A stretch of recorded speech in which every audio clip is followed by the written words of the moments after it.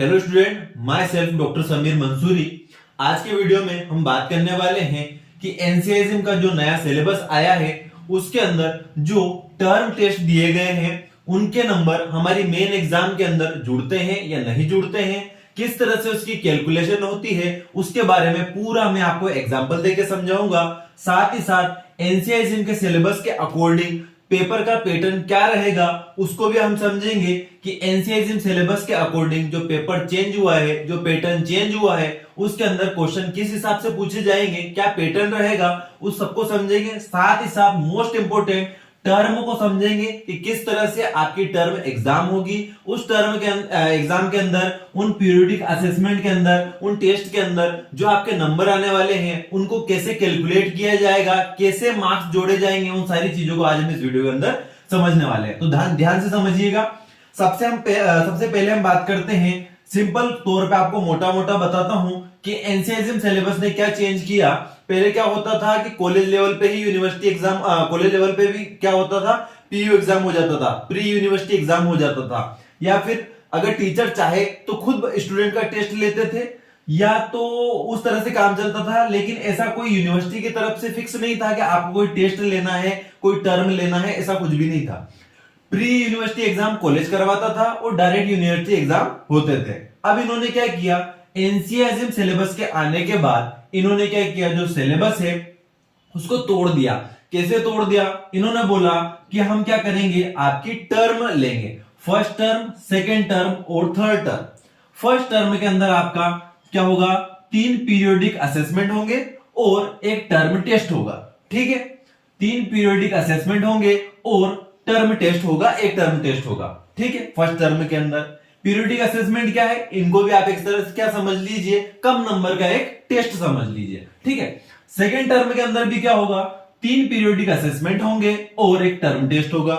Third term में क्या होगा, 3 पीरियोडिक असेसमेंट होंगे लेकिन उसके बाद टर्म टेस्ट ना होकर डायरेक्ट क्या होगी, यूनिवर्सिटी एग्जाम होगी। तो यहां पर अगर समझें तो यहां पे क्या हो रहा है, एक तरह से 9 हमारे पीरियोडिक असेसमेंट होंगे और 2 टर्म टेस्ट होंगे। ठीक है, अब इनका कैसे क्या आगे कैलकुलेशन रहेगा, इनका नंबर जुड़ेगा नहीं जुड़ेगा उसको थोड़ा आगे समझेंगे, क्योंकि मैं वहां पर आपको कैलकुलेशन भी समझाऊंगा कि किस तरह से इसकी नंबरिंग काउंट होगी, कहां जुड़ेंगे, प्रैक्टिकल के अंदर जुड़ेंगे कि थ्योरी के अंदर जुड़ेंगे, आपकी जो पास होने ना होने पर इसका इफेक्ट पड़ेगा कि नहीं पड़ेगा, वो सारी चीजें थोड़ी आगे बात करेंगे। ठीक है, उससे पहले हम देख लेते हैं क्या पैटर्न। इससे पहले क्या था, जो पेपर बनता था, जो ओल्ड पैटर्न था, उसके अंदर हम देखते थे कि जो एमसीक्यू थे वो कैसे थे, 20 मार्क्स के आते थे। ठीक है, 2 मार्क्स के 10 क्वेश्चन आते थे तो 20 मार्क्स से हो गए। 5 मार्क्स के 8 क्वेश्चन करने होते थे, पूछे तो 10 जाते थे, लेकिन ऑप्शनल रहता था कि 10 में से आपको 8 करना है, तो 8 क्वेश्चन 5 मार्क्स से रहते थे, उस तरह से 40 मार्क्स का ये हो गया।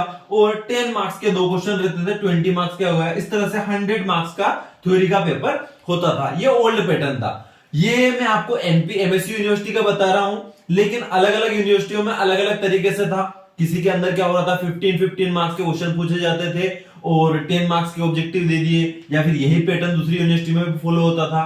तो अलग अलग था। ठीक है, ओल्ड पैटर्न मैंने आपको इस तरह से बताया। लेकिन जो न्यू पैटर्न है, जो यूनिवर्सल कर दिया है कि इसके अंदर क्या होगा, आपका एमसीक्यू पूछे जाएंगे 20 मार्क्स के। ठीक है, each एमसीक्यू जो रहेगा वो कितने मार्क्स का रहेगा, 1 मार्क्स का, तो 20 आपके एमसीक्यू रहेंगे। ठीक है, 5 मार्क्स के 8 क्वेश्चन रहेंगे, जिससे कितने मिलेंगे आपको, 40 मार्क्स, जिसको इन्होंने बोल दिया शॉर्ट आंसर क्वेश्चन, जिसके अंदर आपको शॉर्ट में आंसर देना है।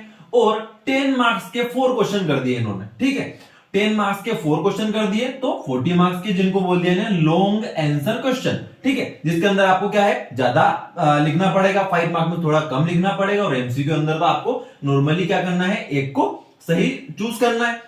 ओल्ड पैटर्न इस तरह से था, न्यू पैटर्न ये है। तो अभी मैंने आपको बताया, जैसे मैंने स्टार्टिंग में बोला था कि एनसीईआरटी सिलेबस के अकॉर्डिंग जो पेपर का पैटर्न कैसे रहने वाला है, तो ये वाला पैटर्न रहने वाला है। इसके अंदर क्या होगा, एमसीक्यू पूछे जाएंगे आपसे 20 मार्क्स के, 5 मार्क्स के 8 क्वेश्चन रहेंगे जो आपको 40 मार्क्स देंगे, और 10 मार्क्स के 4 क्वेश्चन रहेंगे जो आपको 40 मार्क्स देंगे।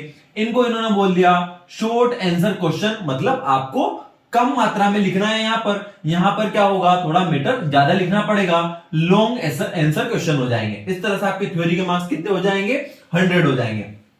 अब यहां पर बहुत बड़ा डाउट है आपके अंदर की मतलब जो थ्योरी जो रहती है, क्या थ्योरी के नंबर टर्म के अंदर जुड़ते हैं?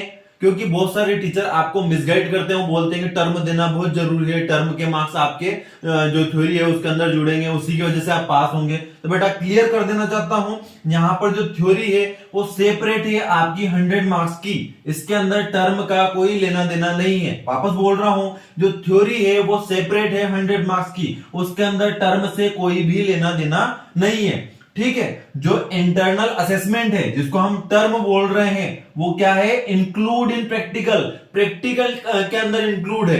ठीक है, क्या बोल रहा हूं मैं, थ्योरी सेपरेट है और जो इंटरनल असेसमेंट है, जो टर्म है, वो किसके अंदर इंक्लूड है, प्रैक्टिकल के अंदर इंक्लूड है।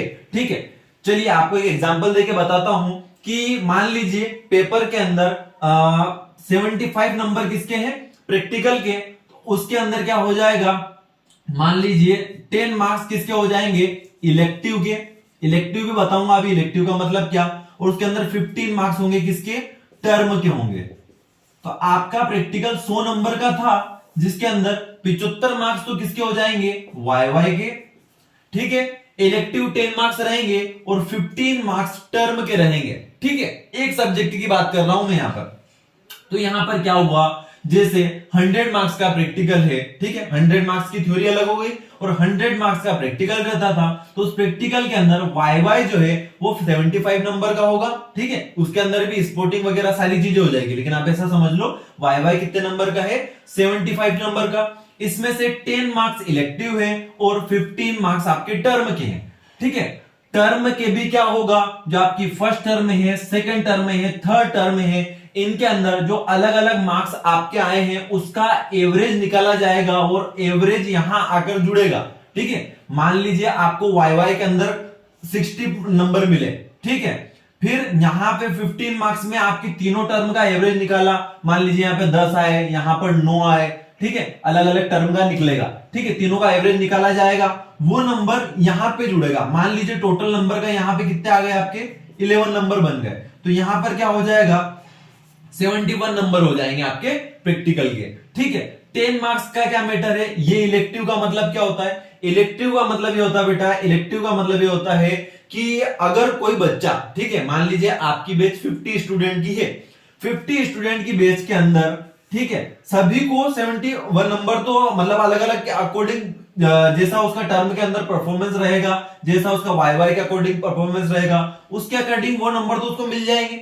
लेकिन जो 10 नंबर है वो कैसे रहते हैं, मान लीजिए 50 स्टूडेंट की बैच है, उसके अंदर कोई 5 स्टूडेंट ऐसे हैं जिन्होंने कुछ अलग करके दिखाया। मान लीजिए कोई रिसर्च करी, ठीक है, गूगल से किया, कुछ अलग कुछ टॉपिक बनाया, ठीक है, कोई उन्होंने क्या किया, मॉडल बना दिया।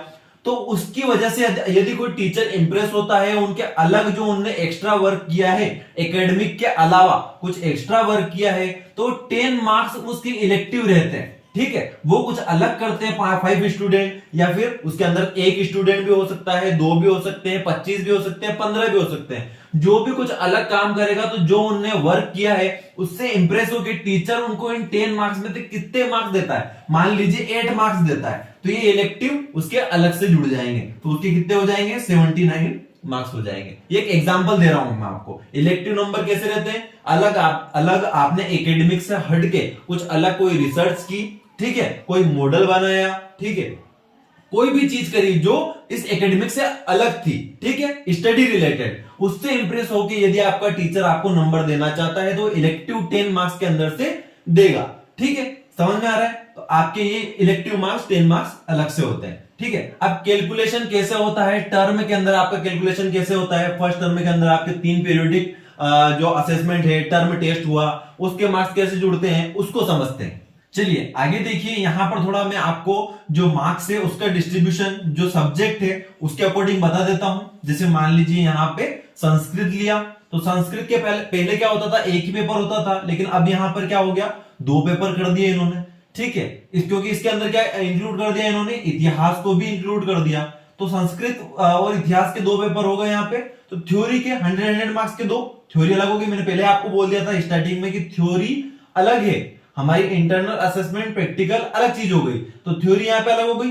अब देखिए प्रैक्टिकल के अंदर या फिर क्लिनिकल जो होता है संस्कृत या इतिहास के अंदर कुछ होता नहीं है, तो इन्होंने वो चीज हटा दी यहाँ पे। वाई कितने नंबर है? 75। मैंने जैसे आपको बताया था अभी जस्ट। इलेक्टिव मार्क्स जो 10 मार्क्स इंप्रेस करके कुछ अलग वर्क करके आप जो हासिल कर सकते हैं वो 10 मार्क्स।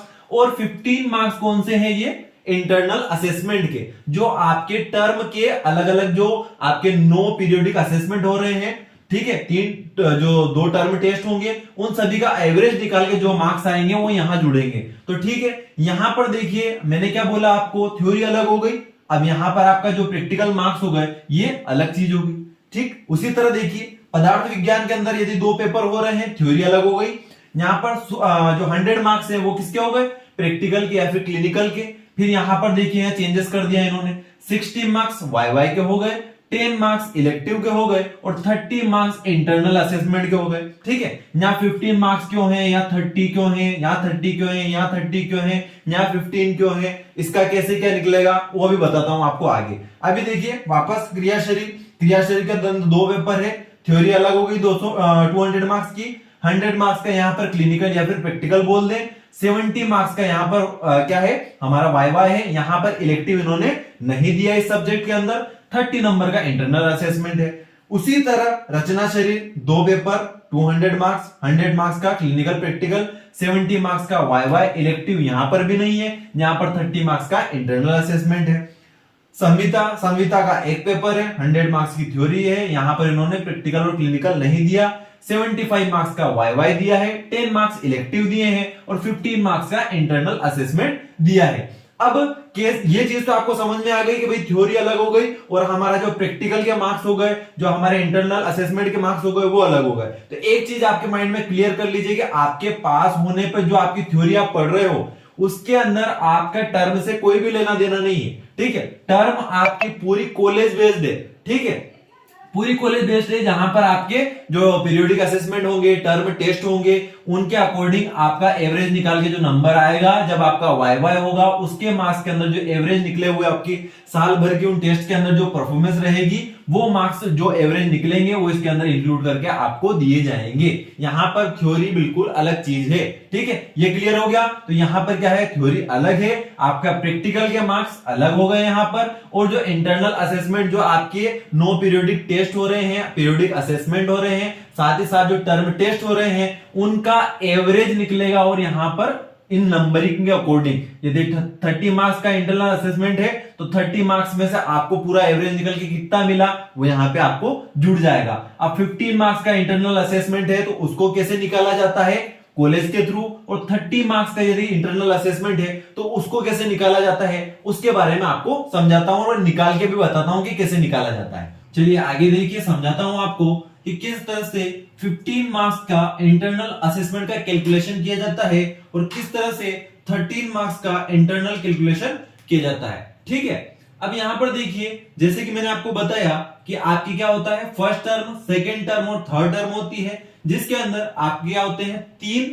पीरियोडिक असेसमेंट होते हैं और एक टर्म टेस्ट होता है। ठीक है, तो आपका जो पीरियोडिक असेसमेंट है, फर्स्ट हो गया कितने मार्क्स का, 15 मार्क्स का, सेकेंड 15 मार्क्स का, थर्ड कितने मार्क्स का हो गया, 15 मार्क्स का, और एक जो आपका टर्म टेस्ट होगा वो कितने नंबर का होगा, 15 मार्क्स का होगा। तो भाई कैसे कैलकुलेशन होगी, देखिए मान लीजिए आपने जो फर्स्ट टर्म के अंदर आपके 3 पीरियोडिक असेसमेंट थे, उस पहले पीरियोडिक असेसमेंट के अंदर आपके 12 नंबर आए, दूसरे के अंदर 10 नंबर आए, तीसरे के अंदर 12 नंबर आए। ठीक है, तो यहां पर क्या किया जाता है, तीनों का एवरेज निकाला जाता है। तो तीनों को जोड़ा 24, एवरेज निकाल लेंगे तो आएगा 8। ठीक है, यहां तक समझ में आया। फिर इसको कन्वर्ट किया जाएगा, तो यहां पर ये फॉर्मूला दे रखा है इन्होंने मैन्युअल के अंदर। 8 ये जो डी आया है, जो एवरेज आया है, उसको क्या करना है, 15 से डिवाइड भी करना है और इंटू भी करना है। तो यहां पर क्या हो जाएगा, ये 8 वापस आ जाएगा। ये तो क्या हो गया, हमारा जो पीरियोडिक असेसमेंट टेस्ट थे तीनों, हमने फर्स्ट टर्म के अंदर जो तीनों पीरियोडिक असेसमेंट के टेस्ट दिए, उनका एवरेज निकल के कितना आया, 8 मार्क्स। ठीक है, अब हमने क्या किया, टर्म टेस्ट दिया। टर्म टेस्ट 15 मार्क्स का था, जिसमें से हमारे कितने आए अप्रोक्स या फिर एवरेज मान लेते, एग्जांपल ले लिया 10 आ गए। ठीक है, तो आगे क्या करते हैं, इन 8 मार्क्स को जो पीरियोडिक असेसमेंट के मार्क्स थे उनको और जो टर्म टेस्ट के अंदर मार्क्स आए उन दोनों को जोड़ा जाता है। ठीक है, दोनों को जोड़ेंगे तो कितने आ रहे हैं, यहां पर हमारे 18 मार्क्स आ रहे हैं। ये 18 मार्क्स कितने में से आए, 30 में से, क्योंकि 15 का हमारा टर्म टेस्ट था और 15 का हमने एवरेज निकाला है पीरियोडिक असेसमेंट का, तो टोटल 30 नंबर में से हमारे कितने आ गए, 18 नंबर। ठीक है, अब जो 18 नंबर आए हैं वापस का क्या किया जाता है, एवरेज निकाला जाता है। ठीक है, E प्लस ए बटा 2। ठीक है, तो यहां पर कितने बन गए, 9 नंबर। ठीक है, 9 नंबर कितने में से आए हुए, हमारे 15 में से। ये हमारे फर्स्ट टर्म का एवरेज मार्क्स आ गया, कितने, 9 नंबर। सेम उसी तरह से सेकेंड टर्म में मान लीजिए पीरियोडिक असेसमेंट फर्स्ट में 10, पीरियोडिक असेसमेंट सेकेंड में 10, अगेन थर्ड वाले में 7 आए, फिर वापस एवरेज निकाला 9 बाय 15, वही फॉर्मूला लगा के 9 मार्क्स आए। फिर जो टर्म टेस्ट हुआ दूसरा टर्म टेस्ट, उसके अंदर मान लीजिए 11 मार्क्स आए, तो वापस क्या करेंगे, E प्लस एफ, तो जो 9 मार्क्स है उसके अंदर 11 जोड़ देंगे 20, फिर इसको E प्लस एफ बाय 2, तो 20 बटा 2, तो यहाँ पे 10 मार्क्स आ गए। ये हो गया first term, second term, third term. ठीक है, थर्ड टर्म में भी हमारा क्या हो गया, सेम उसी तरह से क्या निकलेगा हमारा, यहां पे जो थर्ड टर्म है, थर्ड टर्म के अंदर क्या निकालेंगे अपन, ओनली यहां पर जो E आया है वो ही निकालेंगे। ठीक है, क्योंकि यहां पे थर्ड टर्म टेस्ट नहीं होगा, यहां पे ओनली क्या निकलेगा हमारा, जो हमारा E आया है, जो 3 पीरियोडिक असेसमेंट है उनका मार्क्स जो आया है वही निकलेगा। यहां तक समझ में आया। अब ये होने के बाद जो हमारा एक तरह से क्या हो गया, फर्स्ट टर्म का 9 मार्क्स, सेकेंड टर्म का 10 मार्क्स, थर्ड टर्म का 8 मार्क्स। अब देखिए वापस क्या करेंगे, इंटरनल असेसमेंट निकालने के लिए इनका वापस इन तीनों का फिर एवरेज निकालेंगे, तो 9, 10 और ये 8।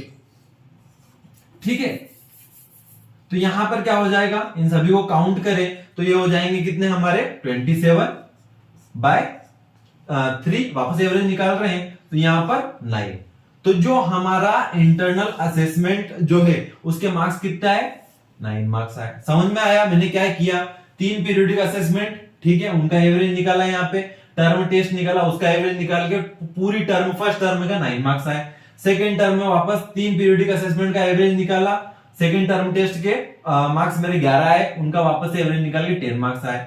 थर्ड में हमारा टर्म टेस्ट नहीं है, ओनली पीरियोडिक असेसमेंट थे, तीनों के मार्क्स लिए, उनका एवरेज निकाला, आया 8।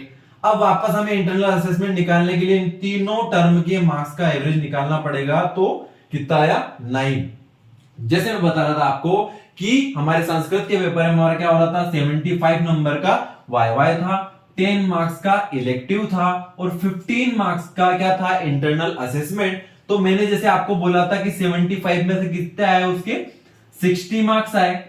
ठीक है, 60 आने के बाद 10 मार्क्स तो मैंने इलेक्टिव बता दिए, कोई स्पेशल आप काम करोगे तो आपको मिलेंगे, नहीं मिलेंगे।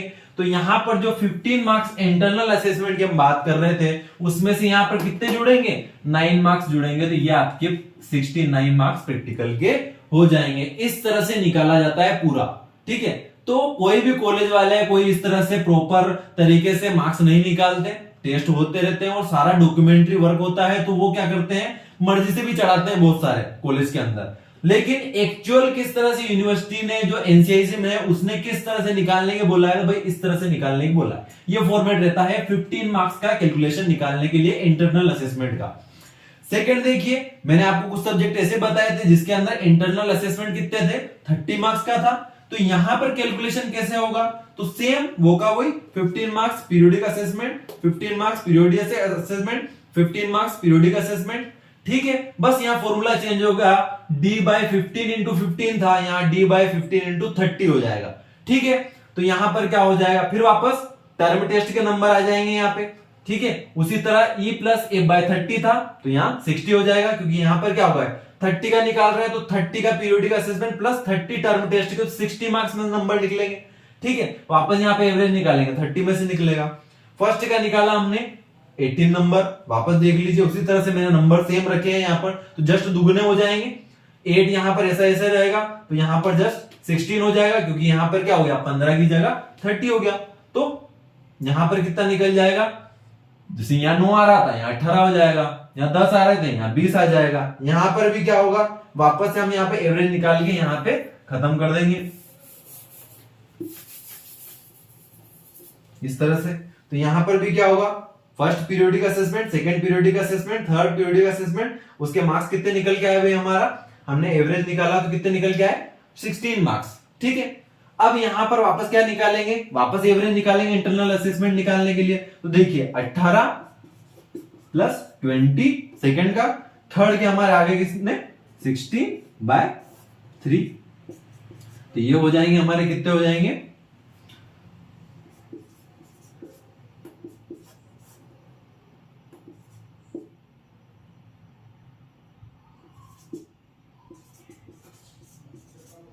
ठीक है। तो कितने मार्क्स हो गए, 18, 20, 16, तो हो गए हमारे कितने ये 54/3। तो यहां पर कितने हो जाएंगे, 18 मार्क्स, जस्ट इसके दुगने, यहां पर 9 आ रहा था, वहां कितने आ जाएंगे 18। तो ये 18/30, 30 इंटरनल असेसमेंट के मार्क्स में से हमारे कितने आए, 18। तो इस तरह से कैलकुलेशन करके जो टर्म के नंबर होते हैं उनको निकाला जाता है। ये होता है फॉर्मूला, ये है यूजर मैनुअल, इसके द्वारा हमारे क्या होते हैं, इंटरनल असेसमेंट की कैलकुलेशन करके नंबर निकाले जाते हैं। इस तरह से पीरियोडिक असेसमेंट में नंबर आते हैं, टर्म टेस्ट के नंबर लिए जाते हैं। इस तरह से फॉर्मूला निकाल लगा के 2-2, 3-3 बार एवरेज लगा के उनका नंबर निकाला जाता है। पर स्टूडेंट के लिए निकालना बहुत ही क्रिटिकल है, कॉलेज वाले ये काम करते ही नहीं है। लेकिन हमें ध्यान रखना है कि हमें कोई भी पीरियोडिक असेसमेंट टेस्ट नहीं छोड़ना है, टर्म टेस्ट नहीं छोड़ना है, क्योंकि मोस्ट ऑफ प्राइवेट कॉलेज क्या करते हैं, इनके नाम पे आपको डराते हैं कि ये इनके अंदर आपको फेल होने की वजह से, या फिर आप ये टेस्ट नहीं देंगे तो आप एग्जाम के अंदर फेल कर दिए जाएंगे। तो वहां पर क्या होता है, आपको उन चीज के लिए डरा के आपसे क्या किया जाता है, फाइन वसूला जाता है, 4000 रुपए, 5000 रुपए एक पीरियोडिक असेसमेंट टेस्ट ना देने के कारण, या फिर एक टर्म टेस्ट ना देने के कारण आपसे एक पेपर के, 2 पेपर के, पर पेपर 5000 रुपए, कोई 4000 रुपए। यूनिवर्सिटियों के अंदर जो कॉलेज होते हैं, प्राइवेट कॉलेज, उनके अंदर चार्ज किया जाता है। तो भाई वो चार्ज हम क्यों दें, क्योंकि इसका कोई मैटर नहीं है। ठीक है, हमको क्या करना है, जाके देके आना है। बाकी कोई भी कॉलेज प्रैक्टिकल के अंदर किसी स्टूडेंट को फेल नहीं करता है। ठीक है, तो ध्यान में रखना है, इस तरह से ये चीजें चलती है। तो हमें कोई भी पीरियोडिक असेसमेंट टेस्ट नहीं छोड़ना है, ना ही टर्म टेस्ट छोड़ना है। ठीक है, और अगर कोई जानना चाहता था तो इस तरह से भाई इसकी कैलकुलेशन होती है, और इस तरह से इंटरनल असेसमेंट के नंबर निकाल के आपके प्रैक्टिकल में जुड़ते हैं, ना कि थ्योरी के अंदर। तो ये आपका कैलकुलेशन रहता है, ये आपका एनसीआईएसएम का नया कैलकुलेशन है, जिसके द्वारा इंटरनल असेसमेंट के नंबर निकाले जाते हैं। तो दोस्तों वीडियो अच्छा लगा हो तो वीडियो को लाइक कर दीजिए, अपने फ्रेंड्स के साथ शेयर कर दीजिए। यदि आप मास्टरमाइंड चैनल पर नए हैं तो प्लीज चैनल को सब्सक्राइब कर दीजिए, बेल आइकन को प्रेस कर दीजिए, ताकि आने वाली वीडियो की अपडेट आपको मिलती रहे। Thank you.